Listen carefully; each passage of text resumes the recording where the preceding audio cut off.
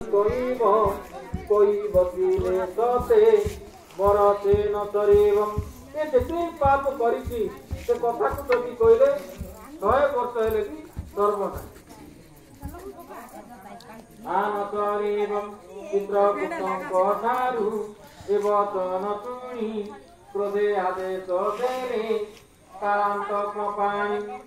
बइले रे जतगणी ए पापी पुनिय अणप्रदन करी दया कुदियम रे से पाप करके बोले आपको दया क्षमा नहीं कितो मत मार आकु दंड देयम आपक्क चिक कोण देई पकाओ कुंबी पाके पड़ी थाउ ए पापीठ जावत चंद्राके जमं को आदेश पाई दूत गण मानी धनेश्वर ब्राह्मण को आनिले बन उपप्रदन करी दूते दंड देले नहीं देखी करी दरेतर देखी तो हरे कपाई एटी धन की